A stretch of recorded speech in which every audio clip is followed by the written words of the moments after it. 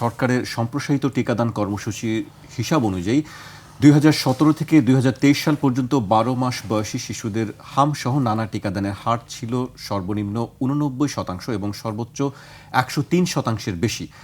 এর মধ্যে সর্বনিম্ন 89.4% ছিল 2018 সালে, আর সর্বোচ্চ ছিল 2022 সালে 103.6%।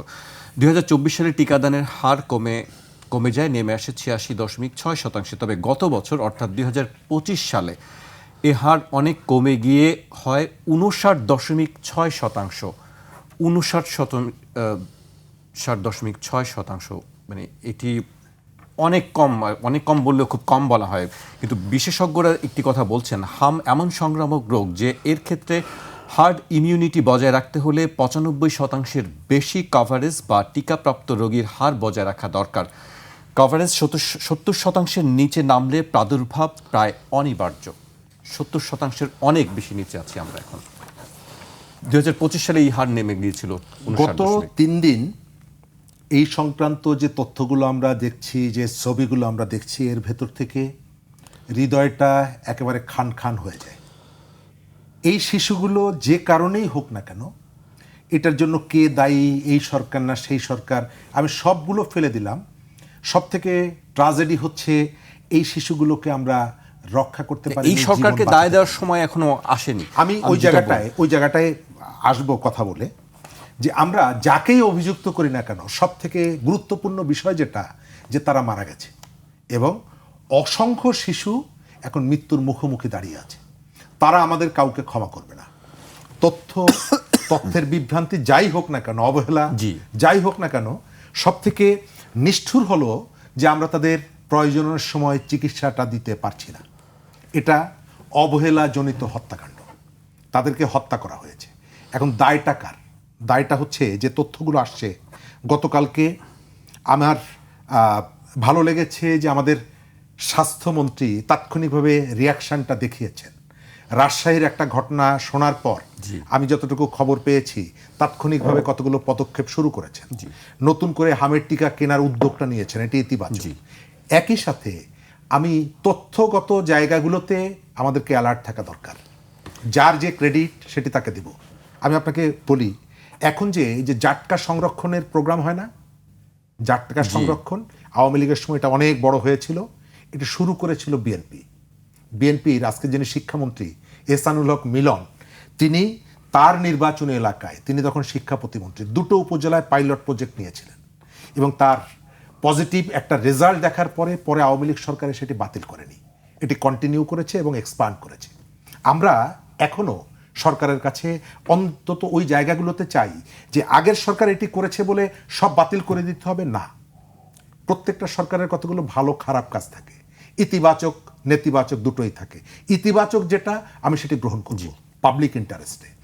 আমরা এই সময়কালে আমাদের ডেভেলপমেন্ট অনেকগুলো জায়গা আছে, এটি যেমন সত্য, আবার হাসপাতালে পর্দা, তারপরে ওই যে চাদর কেনা টেনা, সেই দুর্নীতিও আছে।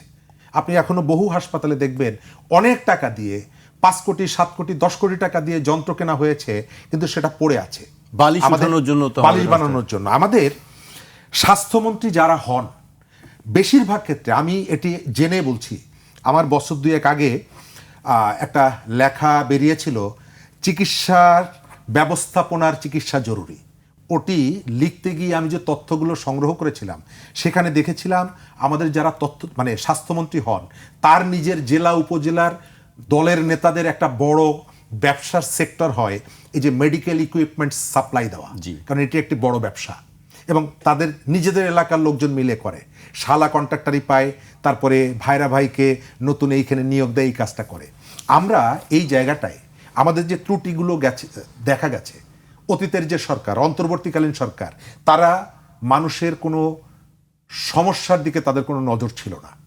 যিনি স্বাস্থ্য উপদেষ্টা যাকে করা হয়েছিল, বাংলাদেশে আপনি সচেতন মানুষ, দীর্ঘদিন সাংবাদিকতা করেন, ভাই একজন আইনজীবী, আমি একজন সচেতন নাগরিক দাবি করি। এই নামটা আমি 7 আগস্ট 8 আগস্টের আগে আমি কোথাও শুনিনি, যাকে স্বাস্থ্য উপদেষ্টা বানিয়েছিলেন। অযোগ্য অথর্বতার জায়গা, জবাবদিহিতার জায়গা থেকে তিনি তাকে ছেড়ে দেওয়া কেন হবে? এখন যে জায়গাটা করেছে অতীতের অন্তর্বর্তী সরকার, শহরের কেবলমাত্র কতগুলো যে জুলাই সনদ করতে করতে শহরের মানুষের এজেন্ডা নিয়ে তারা সাধারণ মানুষের কোনো সমস্যার দিকে তাকায়নি। এই যে গত পরশুদিন বিএনপি যে সিদ্ধান্তটা নিল পল্লী অঞ্চলের মিটারের চার্জ মাফ করে দেওয়া, মিটার তো কেনা হয়, জি, কেনার পরে তার কাছ থেকে চার্জ নেওয়া, আওয়ামী লীগ এটা শোনে নাই। সাধারণ মানুষের যে জন্য যে ইতিবাচক এই যে সিদ্ধান্তটা, এর অবশ্যই এটিকে আমরা অ্যাপ্রিশিয়েট করব। যে আমাকে কেন সবসময় প্রতি মাসে চার্জ দিয়ে দিতে হবে। আপনি আজকে খেয়াল করে দেখেন, আপনি বাজারে যাচ্ছেন, বাজার থেকে ডাল কিনলেন, তেল কিনলেন, চাল কিনে বাড়ির সামনে এসে আপনি রিফিল করলেন, আপনার মোবাইলে ডাটা কিনে নিলেন। ওই যে তিনটা পণ্য কেউ বললো না আপনার 7 দিনের মধ্যে এটা শেষ করতে হবে, কিন্তু আপনি বাড়ির দোকান ঘরের সামনে থেকে যখন ডাটাটা কিনছেন, প্যাকটা কিনছেন, প্যাকেজটা আপনাকে সেখানে বলে দিচ্ছে আপনাকে 19 দিনের মধ্যে শেষ করতে হবে, 25 দিনের মধ্যে শেষ করতে হবে। কেন? এটি তো একটি পণ্য, আমি তো আরো 3টি পণ্য কিনেছি। এই যে ব্যাপারগুলো আমাদের যে সরকারটা ছিল অন্তর্বর্তী সরকার, তারা চাইলে এটি পারত না বন্ধ করতে, তারা বন্ধ করেনি। কারণ এই এজেন্ডাগুলো তাদের ছিল না, তাদের নজরটা ওদিকে ছিল না, তাদের নজরটা ছিল শহর কেন্দ্রিক। সেই কাজটি তারা করেছে এবং ঝামেলা পাকিয়ে গেছে নানা জায়গায়।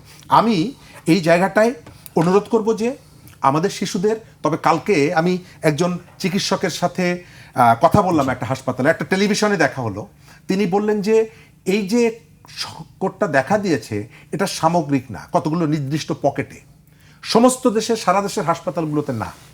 তারপরেও তারা সমাধান করার চেষ্টা করছেন। যে জায়গাগুলোতে ঘাটতি আছে দ্রুত এনে আমরা চাই এই শিশুরা যেন রাষ্ট্রের সর্বোচ্চ দৃষ্টিটা তাদের দিকে যাক, তারা কোনো ধরনের আর অবহেলার শিকার না হোক। আর যারা দায়িত্ব পালন করেন তারা তথ্য দেওয়ার ক্ষেত্রে সচেতন থাকবেন, যাতে সংকটটা ডাইভার্ট হয়ে অন্যদিকে না যায়, আমাদেরকে বিতর্ক না হয়, অন্য বিতর্ক সৃষ্টি না করে। এবং সরকারের যে ভালো যে উদ্যোগগুলো, সেই উদ্যোগগুলো যাতে অহেতুক তথ্য দিতে গিয়ে বিতর্কের মুখে না পড়ে। আমাদের এখানে একটা প্রবণতা আছে, রাস্তার মধ্যে একটা আম গাছ, বাজারের মধ্যে কতগুলো, সাধারণত দেখবেন তরুণরা বা সেখানকার ছেলেরা চল ওই গাছটা একটু ঢিল ছুঁড়ে আসি, কয়টা আম পেড়ে আসি।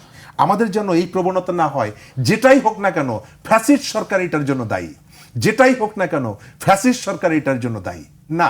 প্রত্যেকের কতগুলো কন্ট্রিবিউশন আছে। এই কালচারটা তারা করেছিল, যত ধরনের মানে খারাপ সংস্কৃতি তারা ইন্ট্রোডিউস করেছে এখানে, সেটা থেকে আমাদেরকে বেরিয়ে আসতে হবে।